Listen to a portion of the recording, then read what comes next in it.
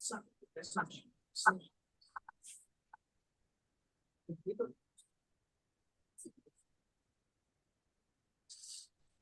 Hare Krishna, everybody.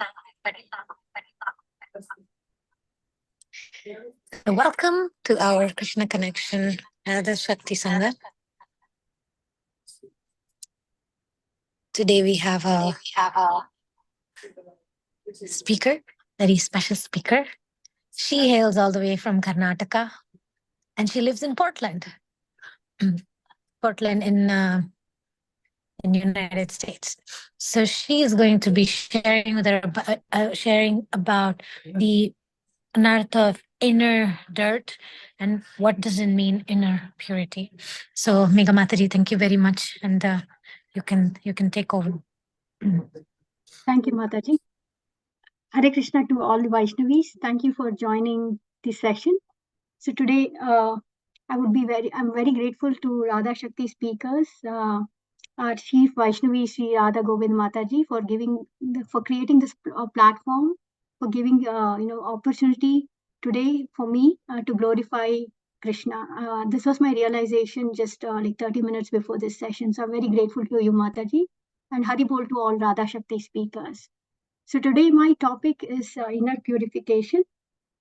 And I'll be speaking about that topic. If at all you have any questions or you want to discuss a point, please feel welcome to raise your hand or just unmute yourself, and we can discuss around that. So let's begin with Mangalacharan prayers. If everybody is ready. And whoever knows the Mangalacharan prayers, please recite with me.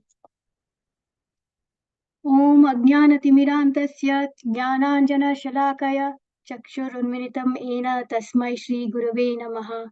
Shri Chaitanya Manobishtam Stapitam Yena Bhutale Swayam Rupa Pada Kadamayam Sartadati Sma Padantikam Vandeham Shri Guru Shri Yuta Padakamalam Shri Gurum Vaishnavam Cha Shri Rupam Sagrajatam Sahagana Raghunatham Vitam Tam Sajivam Sadvaitam Savadutam Parijana Sahitam Shri Krishna Chaitanya Devam Shri Radha Krishna Pada Sahagana Lalita Shri Visakam Vitam Cha. He Krishna Karuna Sindhu Dina Bandhu Jagatpate Gopesha Gopika Kanta Radha Kanta Namo Namaha. Tapta Kanchana Gaurangi Radhe Vrindavaneshwari Vishabhanu Sute Devi Pranamami Hari Priye. Vancha Kalpatarubhyascha Kripa Sindhubhya eva cha patitanam pavanebhyo Vaishnavebhyo namo namaha. Shri Krishna Chaitanya Prabhu Nityananda Shri Advaita Gadadhara Srivasadi Gaura Bhakta Hare Krishna Krishna Krishna Hare Hare Hare Rama Rama Rama Hare Hare. I'll start sharing my screen. I've created a small presentation for our discussion today. Yes, once again, Haribol to all Radha Shakti speakers and Shri Radha Govind the Mataji. Okay, in today's discussion,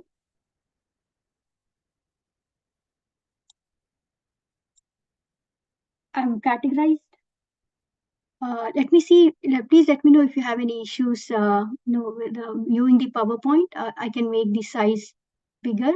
Please let me know. Mataji, you can just press on go to slideshow and press play. ಮೇಲ್ಗಡೆ ಇದೆ ನೋಡಿ, ಮಧ್ಯದಲ್ಲಿ slide show ಅಂತ ಒಂದಿದೆ ಮೇಲೆ. Go up ಅಲ್ಲಿ ಮಧ್ಯ ಇನ್ನು ಕೆಳಗಡೆ ರೈಟ್ ಸೈಡ್ ಬನ್ನಿ, ರೈಟ್ ಸೈಡ್ ಅಲ್ಲಿ just press it and say from the hange you can click that. Okay, just click that. Thank you. Okay, perfect. Okay. So in today's discussion, is my voice audible? Should I raise my voice a little more? Oh no, it's very good. We can hear you clearly. Okay, thank you. So in today's discussion, I've categorized our discussion into these 3 sections mainly. So first we will discuss what is this inner purification, what is anartha nivritti, and we'll analyze the way way to Anartha Nivritti. Actually, it is, we'll analyze the way out to Anartha Nivritti, rather it is. And we'll conclude the discussion by talking about how Krishna actually bestows inner purification for us. So let's begin. As we understand,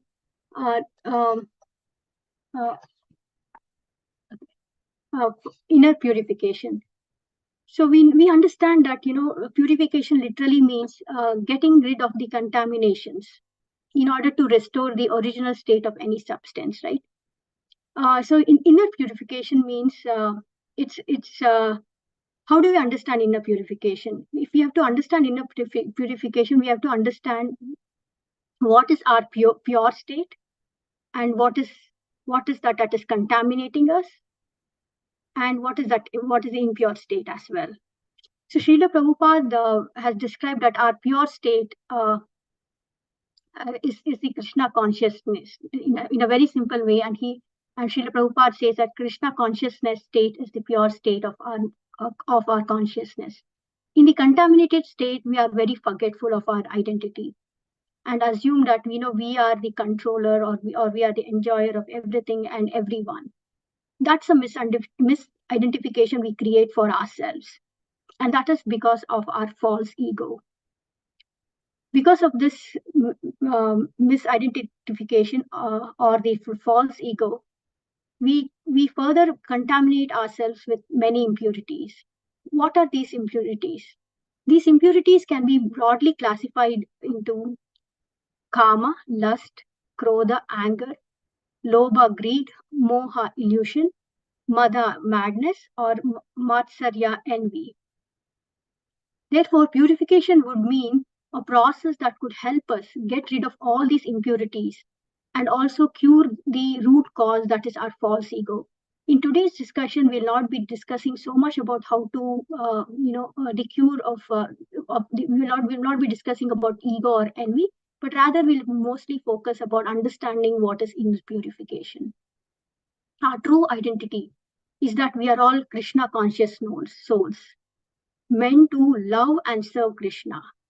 Our false ego, that is our misidentification, is that we are the enjoyer and we are the controller of everything and everyone. Because of this enjoying propensity, we develop lust. This lust or enjoying propensity can be either gross or also subtle. Some of the subtle sense gratifications could be hankering for profit, or adulations, or some kind of distinctions. Maybe it's trying to say that we are special. All those are subtle, which we won't be able to make out or realize in our day-to-day dealings. Thus, one of the major steps in purification is to get rid of these contaminations, all the anarthas, and to transform it into a true ego, that is to move forward towards Krishna consciousness and get to that consciousness. Without this process, without getting rid of the impurities, that is the process, the purification is not complete. So there are other definitions we can call that is given in Bhagavad Gita 6.22 and 17.16. 6.22 in Bhagavad Gita says that inner purification is absorption in Krishna. So in this material world, as you know, we could be attached to many things, and as you all know, life can be very hard. It can be little hard for some of us, and it can be very hard for some of us. But it is hard. And when we are attached to these things, and when life hits the thing that we are most attached to, we can get baffled. So that state is not desirable for anybody. It is hard. It is emotionally draining. So 6.22 says that The purification is actually our changing our emotional center from these external attachments to Krishna, who is our ultimate goal and purpose of life. Another way to see it is nobody can shake Krishna. Krishna is very stable. So thus, when we are able to purify our consciousness to Krishna consciousness, then nothing in this world can shake us. In a similar way, Bhagavad Gita 17.16 talks about austerity of the mind as purification or as inner purification. So austerity is, as we all know, is very demanding. But the difficulty decreases substantially when we strive towards a practice, towards bhakti yoga practice. Such a practice makes us increasingly aware of the presence of all attractive, all purifying Krishna. It is like placing ourselves in this gravity pull. So Krishna is in the middle, is in the center of our life, and he's pulling us. So that is also a process. That is also, we can also call that purification, because we are getting close to Krishna. We are all very familiar with the bhakti process, how it works. Srila Rupa Goswami has brilliantly written Bhakti Rasamrita Sindhu, and he states this in Bhakti Rasamrita Sindhu 1.1.11. I think Srila Rupa Goswami has given us the manual for bhakti, the path to bhakti, and it is very, very clear. The 9 steps are very clear, but we still struggle. So one of the stages is the 4th stage is Anartha Nivritti. So as we all know, Anartha Nivritti, or rather Anartha Nivritti, is or becoming free of all unwanted things, all the impurities, is a very important stage, and it is also one of the most bumpy or the bouncy roads in our path or way to bhakti. Once this is crossed, then it is mostly stable, mostly smooth, and mostly calm. Because when we go to Nishtha stage, there is steadiness. Until then, there is no steadiness. So we are all shaky. It's bumpy. The road is bumpy. It's a very important milestone in our spiritual journey, and we must all endeavor to cross it. And it will not happen automatically. It is a very gradual process. This is actually Srila Rupa Goswami has given this stages of bhakti, and it is our map. It is our map to navigate into our inner territory, our journey towards Krishna.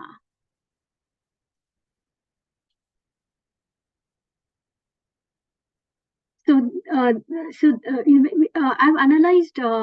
I call this slide as the analysis of Anartha Nivritti stage. As anarthas, as we know, are unwanted desires that have no value in our lives. We want to strive to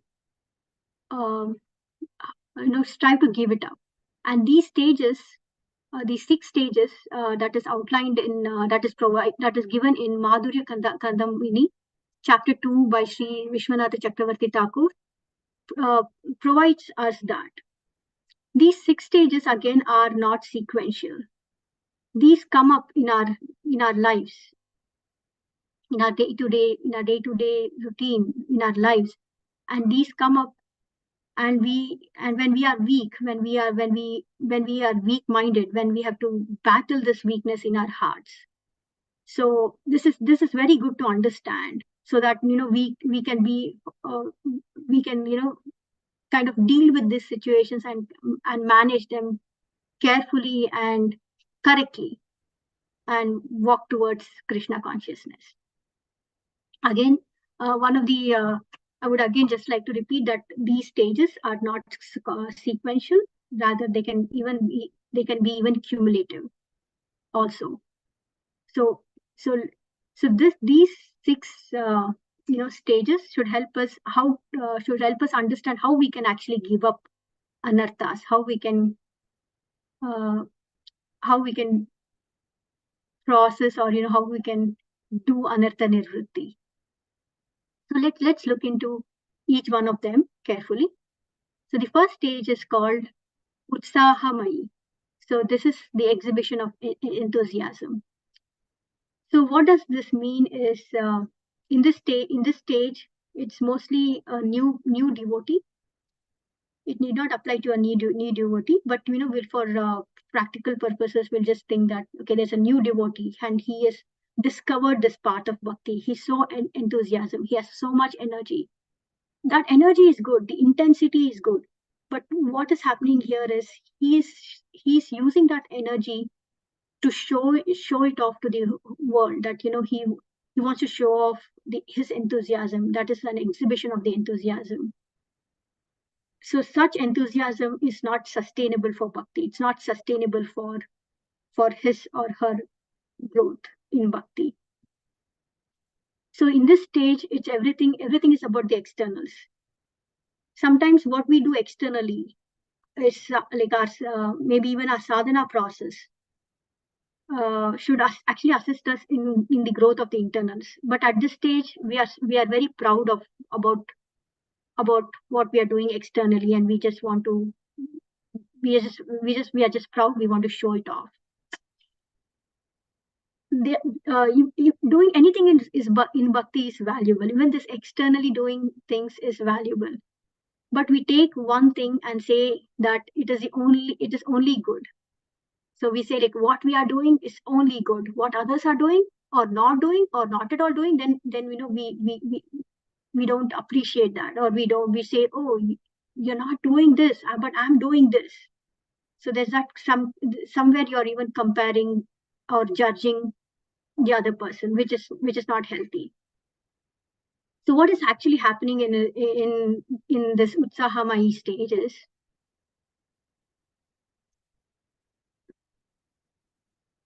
so what our acharyas are trying to say is, in Utsahamai stage, we are not able to give up some things.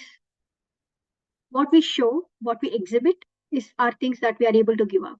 But there are so many things that we are not able to give up, but we don't show those things. So we are kind of like, we blindfold ourselves in those aspects, which is not at some angle, we are not being truth to ourselves also, right?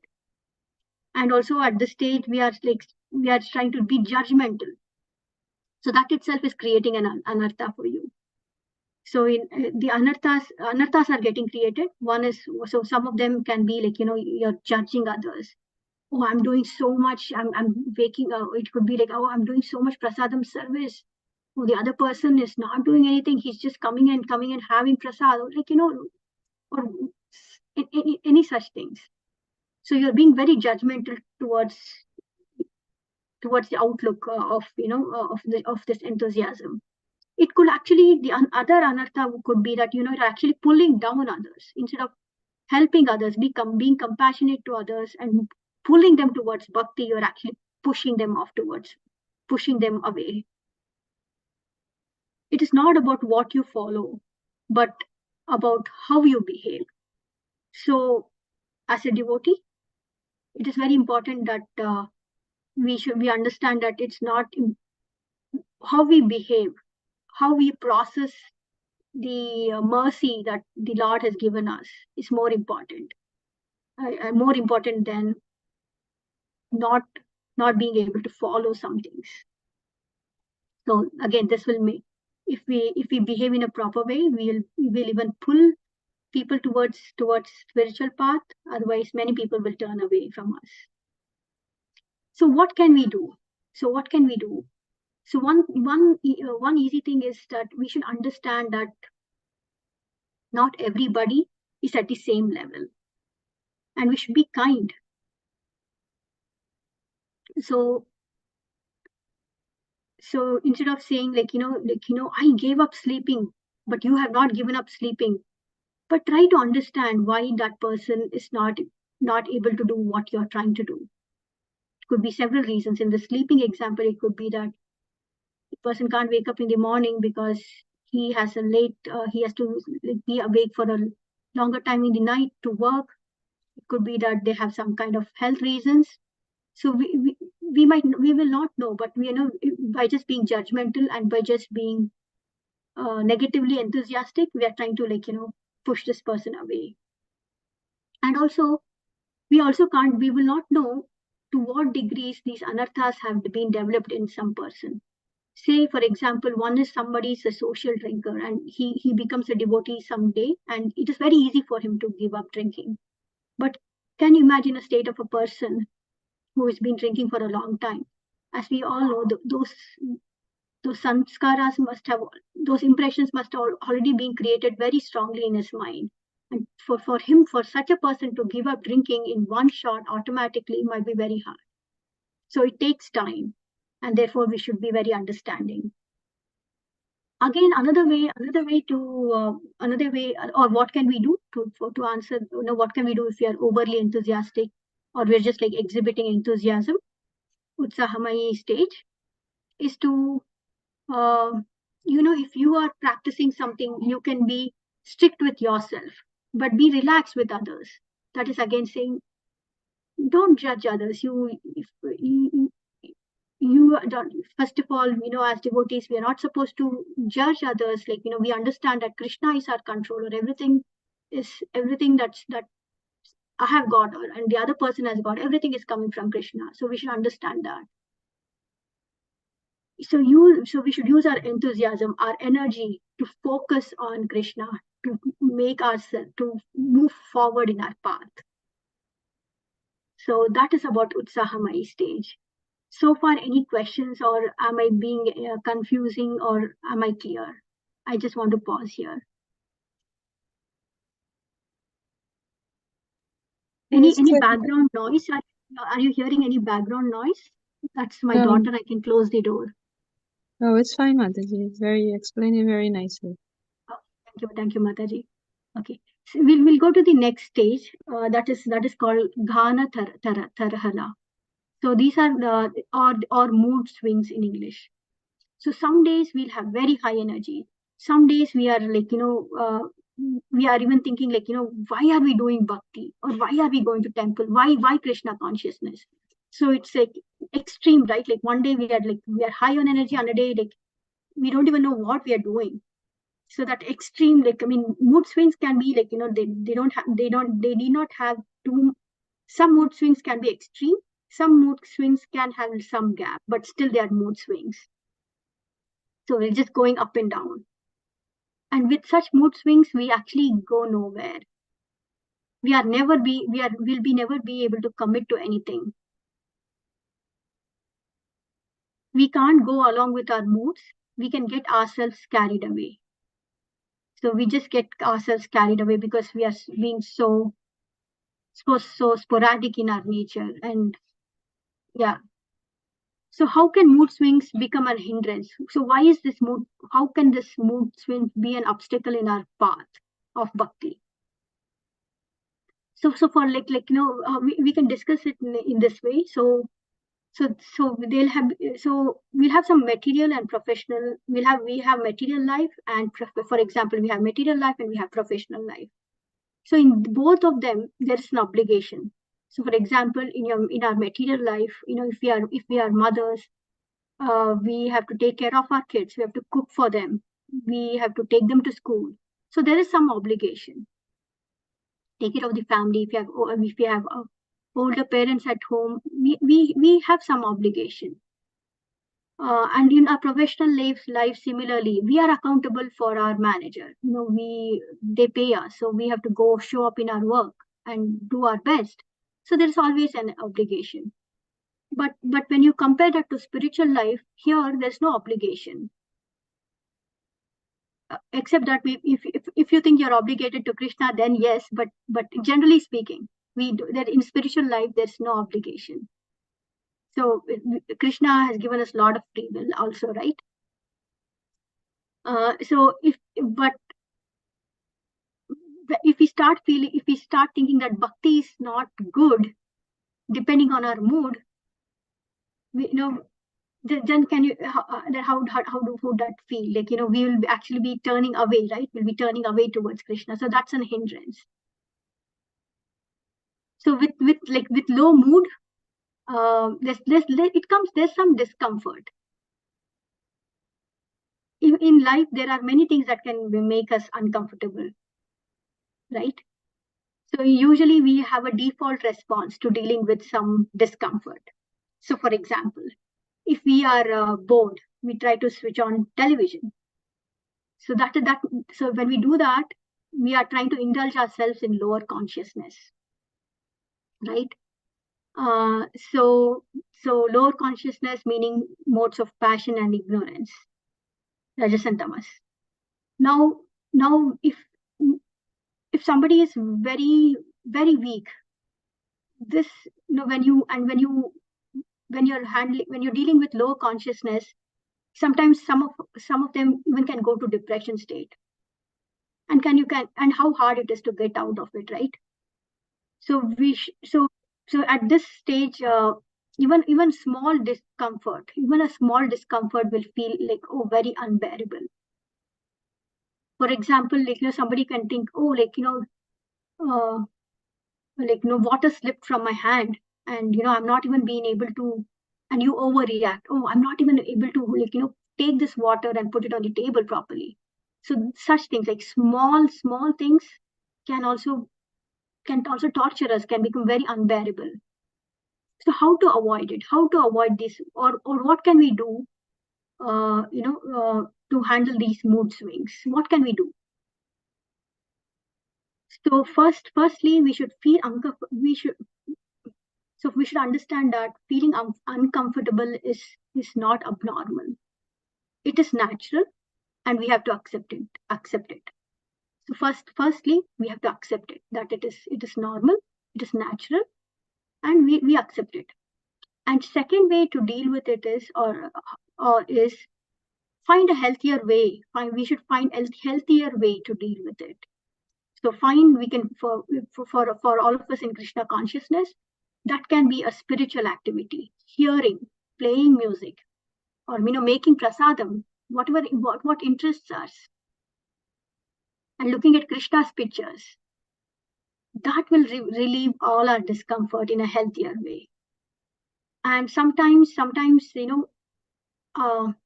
the mood swings can be such that even when you are doing Krishna conscious activity, you're not satisfied. Or like when I say you're not satisfied, it is still keeping you in that discomfort stage. So what can we do? So we take it gradually. We tell ourselves, okay, I'm not feeling good now. I'm going to do chanting for the next 10 minutes, instead of like instead of like targeting, oh, I'll do Krishna conscious or spiritual activity for the next 1 hour or 2 hours.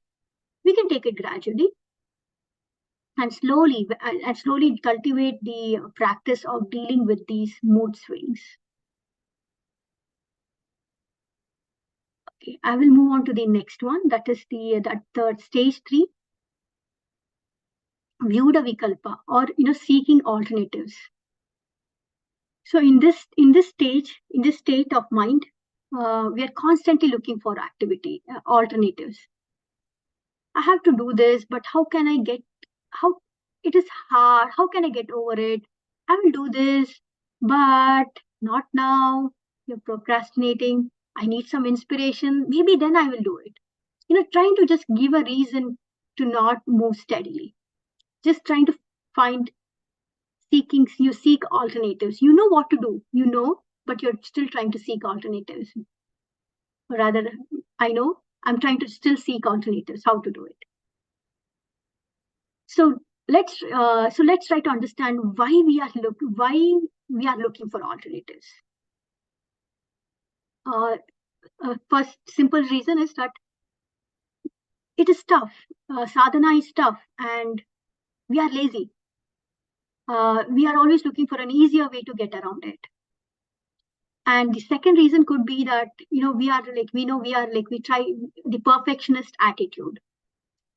we all can understand that perfectionism kills creativity and humility. Krishna doesn't want our best. He wants what we can do for him. He just wants, and that's why he's given us capabilities and abilities. If he wanted you to be a perfectionist, he will make you a perfectionist rather, right? So Krishna is not looking for that perfection. He just wants you to do your best. And other reason why we are looking for alternatives is this is this is more on the material level. Maybe we are looking for pleasures. When we will do that means saying that we will do things that will give us pleasure.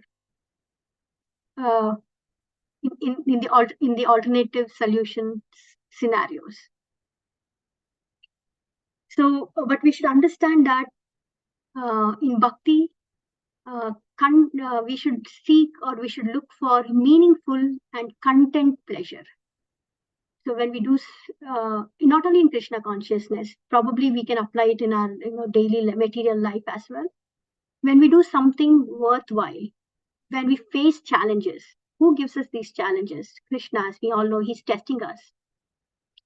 When we face these challenges and when we try to overcome it by slightly going out of our comfort zone, we do something worthwhile, then that brings us a lot of pleasure. So we should go towards seeking meaningful pleasure.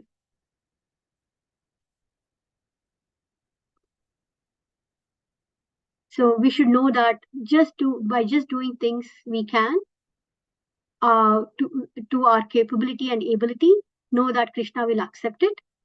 We must keep doing our part. We must be persistent. We are not, as devotees, we are not waiting for inspiration or somebody to tell us. We know the ultimate, we understand the ultimate truth. We understand the purpose. So we should try to be seekers, how to take ourselves forward in that path. So that way we should truly be seekers. In Krishna consciousness, if we are not looking for alternatives in Krishna consciousness, we can't commit to Krishna consciousness. We can't get to the nectar. Now I will move on to the next stage 4, Vishaya Sangara, or fighting with temptations, or battling temptations. We wouldn't do this. We know that we will not do this, but there is that temptation and we succumb to it. We will experience or such scenarios, or we will be thrown at such scenarios, but we have to control our temptations and not succumb to it. But in this stage, we actually succumb to our temptations. Then we start thinking, oh, I should not have done this. I'm so bad. I'm so fallen. So that is again a passive state of mind. So what to do when we are fighting these temptations? So first thing, there are a few things that we can do when we are fighting these temptations.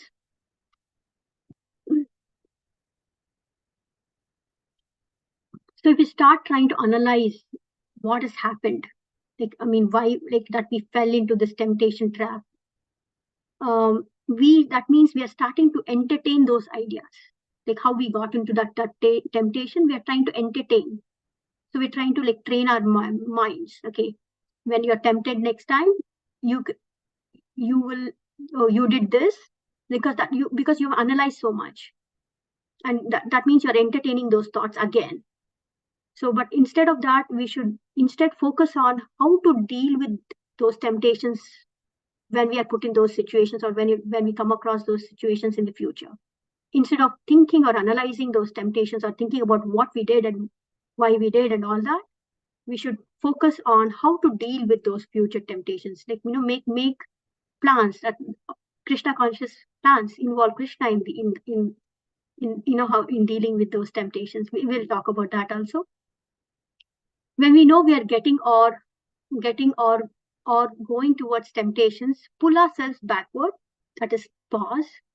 It's you know that it is not. You know that it is tempting. So you pull yourself back and reframe yourself from completely falling for that temptation or indulging yourself in that situation. Again, another way to think about it is, don't contemplate. When you are in that scenario, okay, there's some temptation. Actually, I was in such a situation this afternoon. This lesson kind of helped me. So don't contemplate. Just go for it and forget it. Don't analyze. Otherwise, don't think about the temptations. Don't think about it. So don't contemplate. Don't think about the temptations when we are facing it right in front of us. In a spiritual way, be persistent. We can be persistent in the practice of bhakti sadhana. Try to chant. We should try to chant and read and do other spiritual activities regularly. And it is okay that it happened. And we should always say to ourselves, it is okay that it happened, but I will not succumb to it. But I will rather connect with Krishna. And I found this solution very, very nice. So when we are faced with those temptations, create obstacles so that we will not succumb to it or will not indulge to it. For example, the one example that I could find was, I'll give you. I put in two examples for this section. So first is when we are tempted with yummy prasad, but so what can we do instead of but we just want to have it right away. But that might not be etiquette in that situation. So in that case, we can cover the food so that we'll not see it. So that way we are creating an obstacle. And another example is when we are studying Shastra, we are we are bored. We are checking messages, phones or emails, mostly our phones, because that's our kind of our second best or fourth best, top 5 friends, right? So we are checking our phones. Instead of checking our phones when studying Shastra, when you're bored, you create an obstacle by actually keeping the phone away or shut it down. So that way we create obstacles when we are when we are in those situations, when we are tempted. And we should find anchors. This is again, I think this solution for finding anchors is, I think that is a gradual, that comes under the category of getting rid of inner purification process is gradual. So this solution, I think, the finding anchors falls under that category. So finding anchors, for example, that means what it means is focusing more on holding Krishna. How can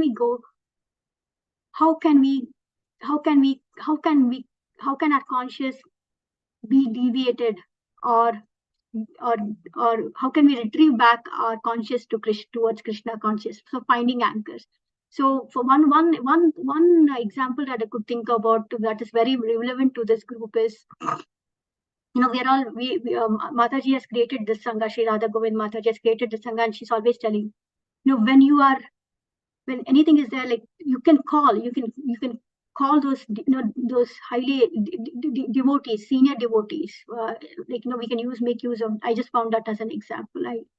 So that, I mean, for me, even you're all anchors, so you all take me towards Krishna. So that's so finding whatever that can be that anchoring point. Maybe going to temple, instead of going, you're bored, instead of going and roaming anywhere. I mean, I'm not saying that is bad or wrong, but just trying to provide an example for anchoring. Like maybe you go to the temple, maybe you meet devotees, so you are always connected with Krishna.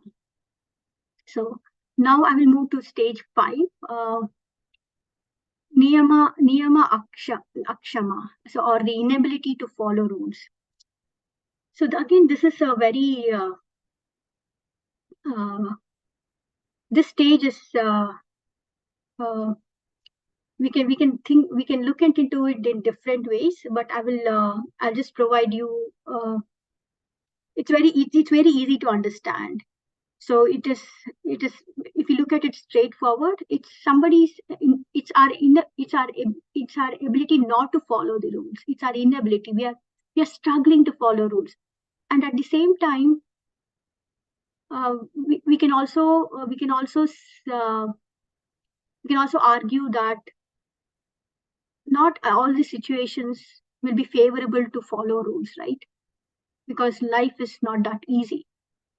So we can look at it into different in several ways. But here in this stage, we should understand that we are not trying to follow the rules towards Krishna consciousness, or that is more inclined or aligned for our growth in Krishna consciousness. Maybe we can think about it that way. So when we are in such a situation, sometimes there will be situations when we are not able to follow the rules, when we're not able to follow the standard. So, but we should at those situations, we should always understand that Krishna consciousness is in our minds, right? Krishna consciousness is all about our conscious of the mind. So we should try to tackle the problem that way, like, knowing that following the rules might not be following the standard / rules might not be the perfect perfect solution for us in certain scenarios.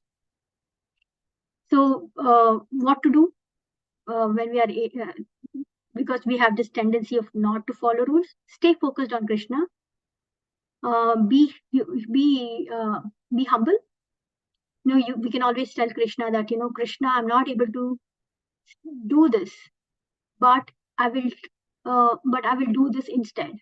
So, showing our humility, telling that to Krishna. For example, I was able to find 2 examples to show how we can show our humility and stay focused in Krishna, in Krishna.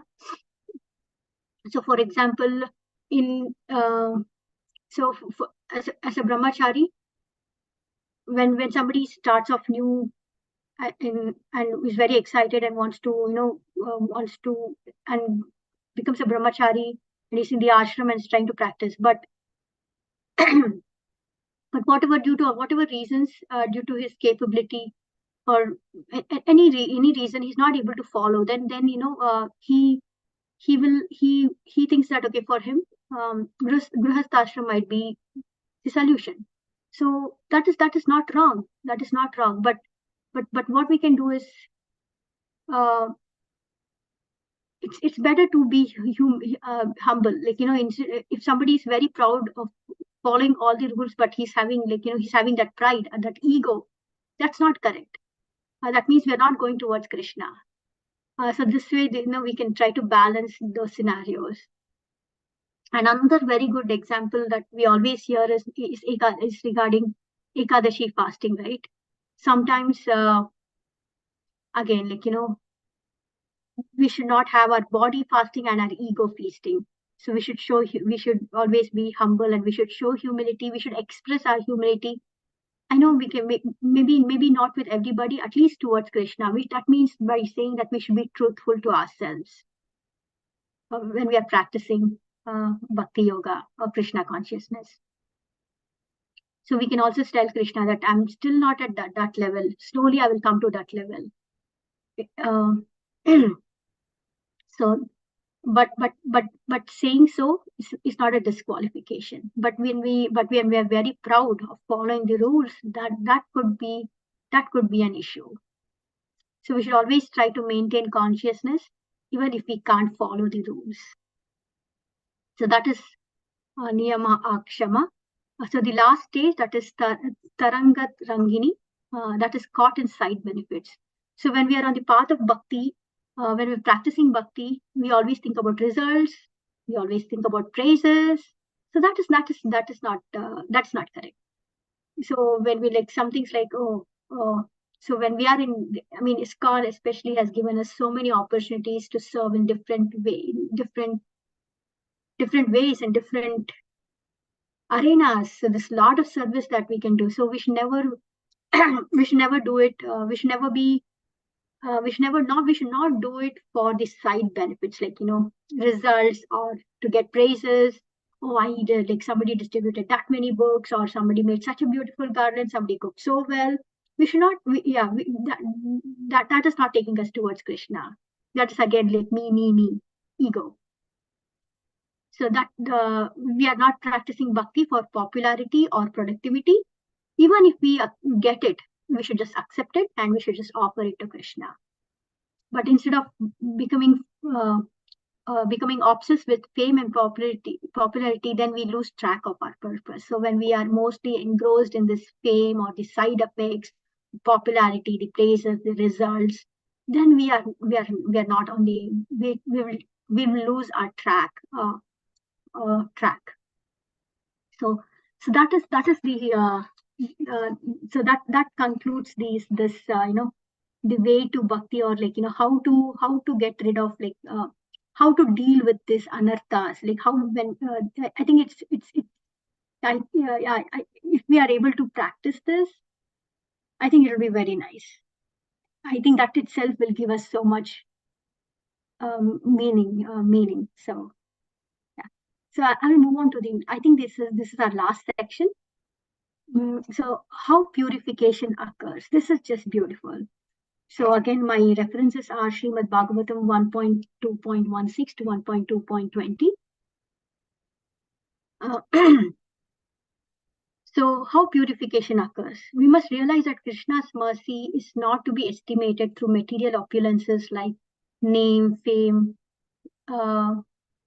limelight, but rather his mercy, the mercy, and we should just be very grateful that his mercy is reflected when he mercifully tries to clean us of our impurities.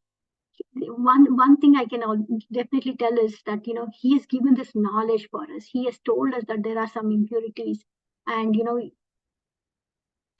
clean it. And and also he's helping us. That itself is the greatest mercy. So how can we so purification. So there are I've classified this in two different sections. One is devotional activities. So as we all know, devotional activities, reading Bhagavad Gita, Bhagavatam, repeatedly performing these devotional activities will try to erase the negative impressions that has been created in our mind or consciousness. So that will again that will help in the purification. And at the spiritual purification stage, Krishna, through the process of Krishna consciousness, uses Krishna, through the process of Krishna consciousness, has given us these three tools, and he's given us Harinam, Hare Krishna, Krishna Krishna, Hare Hare, Hare Rama, Rama Rama, Hare Hare. Just by chanting, it cleanses our heart. That is one thing. And the next thing is Shravanam, always listening. Srila Prabhupada is saying, so the most important item is Shravanam, or hearing. If you do not do anything else, if you simply hear about God, then gradually you will be God consciousness. The most important thing for a devotee is getting a chance to hear about the pastimes and the glories of the Lord. So we should never miss an opportunity to go to a Krishna Katha. The third one, how Krishna has bestowed his mercy upon us is by giving us lovely devotees. This can be our gurus, our shiksha gurus, our temple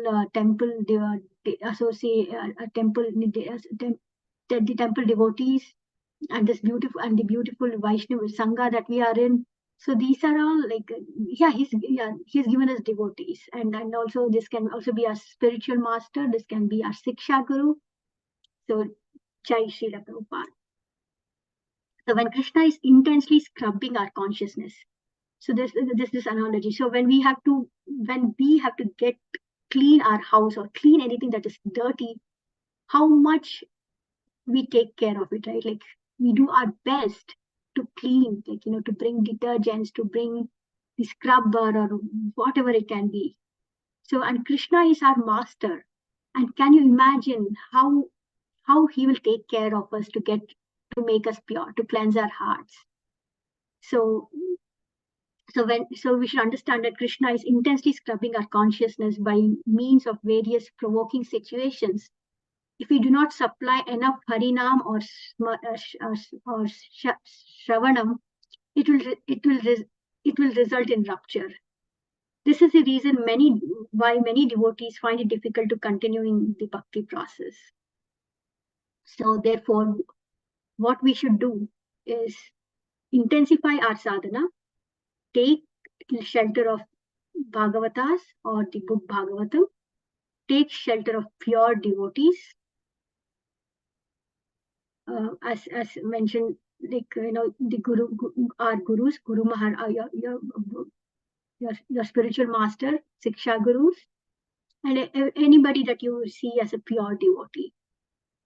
And approach senior or sincere devotees and inquire confidentially from them to understand the situation and how to deal with it. So now I'm going to my last slide. So this is a summary. Lord Krishna, I'll just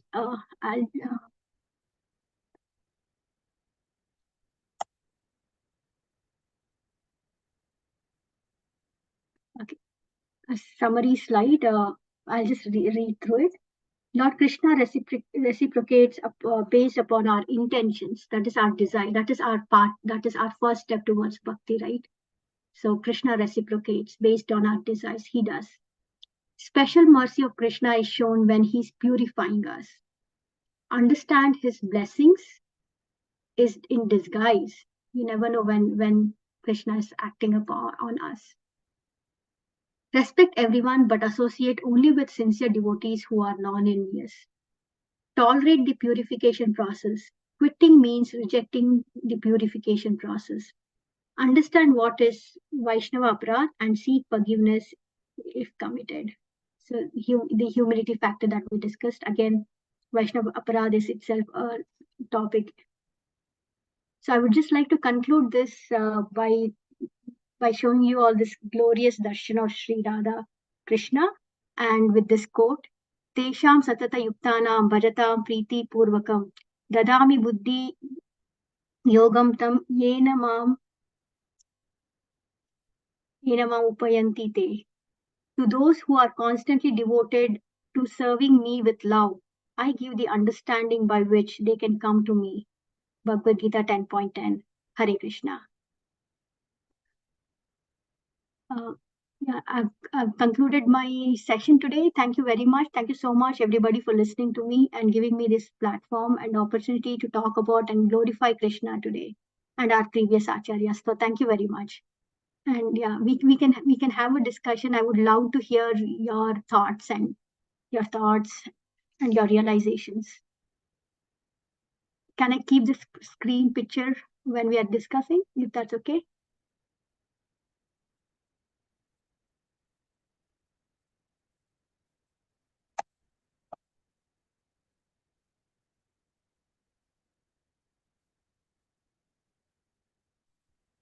I'll just exit.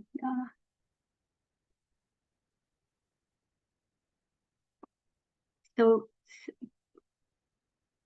I think there are no questions or no discussions today. Hare Krishna Mataji, Dharat Pranam Mataji. Thank you so much. Such a wonderful class. You prepared very well, and especially the Madhurya Kadambini part. Actually, to understand Madhurya Kadambini is like a little difficult for me, but you nicely explained each and every point of those aspects, and yeah, thank you so much, Mataji. You very nicely explained and elaborately. And final conclusion also, it's very nice. Thank you, Mataji. Thank you so much. Thank you, Mataji.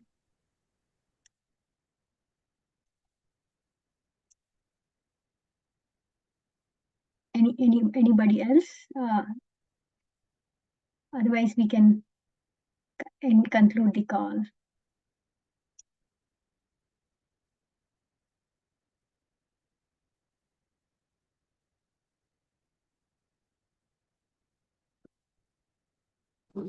Thank you, Mataji, for a very nice class. Thank you. Mataji was really nice. Thank you, Mataji. Mataji, I suppose we can exit the call, and thank you again, Mataji. Thank you, Mataji. Hare Krishna. Thank you, Hare Krishna, Mataji.